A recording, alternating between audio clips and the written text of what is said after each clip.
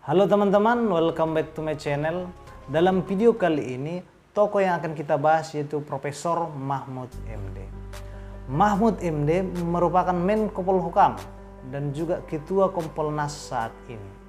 Beliau tercatat pernah sebagai PLT Menpan RB dan juga Menteri Dalam Negeri ad interim. Teman-teman, pada zaman Presiden Abdurrahman Wahid atau Gus Dur, Mahmud MD pernah dipercaya sebagai Menteri Kehakiman dan Hak Asasi Manusia. Dan kemudian pernah juga dipercaya sebagai Menteri Pertahanan, padahal Mahmud MD tidak berlatar belakang militer. Teman-teman, di balik kesuksesan beliau, ternyata ada cerita menarik dan cerita unik di masa lampau, di mana beliau pernah dulu gagal tes CPNS. Namun kegagalan beliau tidak terletak pada faktor internal atau diri sendiri, melainkan lebih kepada faktor eksternal atau faktor luar. Di mana kita tahu sistem penerimaan CPNS zaman dulu tidak sebaik yang ada saat ini.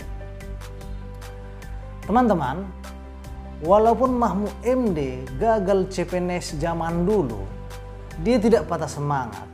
Dia tetap bekerja keras dan juga belajar dengan keras, sehingga beliau bisa sukses seperti yang kita lihat saat ini. Teman-teman sekalian, jabatan Menko Polhukam merupakan jabatan yang sangat strategis dan paling esensial di antara jabatan-jabatan menteri lainnya. Dan biasanya jabatan Menko Polhukam dijabat oleh orang-orang yang berlatar belakang militer ataupun Polri. Dan biasanya juga jabatan Menko Polhukam merupakan jatah-jatah partai politik pendukung koalisi pemerintah. Namun berbeda untuk kali ini, di mana Jokowi memilih Mahmud MD sebagai Menko Polhukam, padahal Mahmud MD tidak berlatar belakang militer ataupun Polri, dan juga Mahmud MD tidak berasal dari partai politik tertentu. Ini tentu hal yang sangat langka. Kalau kita kaji keputusan Jokowi dalam memilih Mahmud MD, ini merupakan suatu yang pilihan yang tepat dan pilihan yang benar. Karena sejauh ini Mahmud MD berhasil menjalankan posisi sebagai Menko Polhukam. Teman-teman sekalian,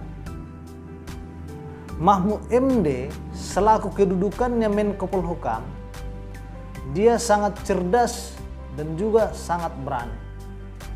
Di mana Mahmud MD tidak ada rasa takutnya dalam mengungkap persoalan-persoalan besar, baik itu ke hadapan publik dan juga ke hadapan anggota DPR. Pada saat Mahmud MD diundang untuk rapat dengan pendapat ataupun rapat koordinasi ke Senayan. Walaupun kita tahu banyak pihak-pihak yang tidak senang dan bahkan ada juga pihak-pihak yang mencoba mengintervensi.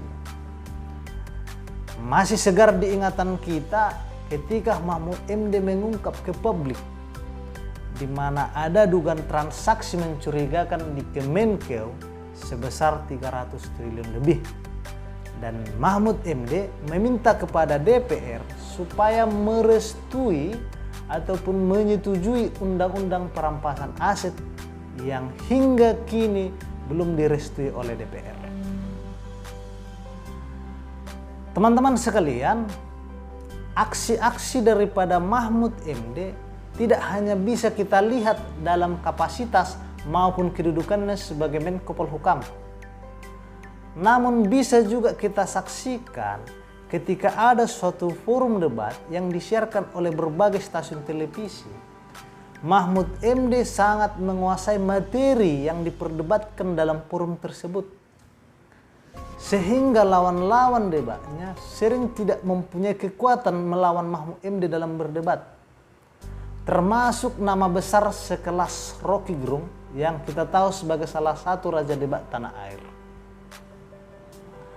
Apalagi dalam berdebat, Mahmud MD kental dengan ciri khas logat Madura yang membuat kata-kata ataupun ucapan-ucapan dari beliau itu terdengar indah bagaikan puisi.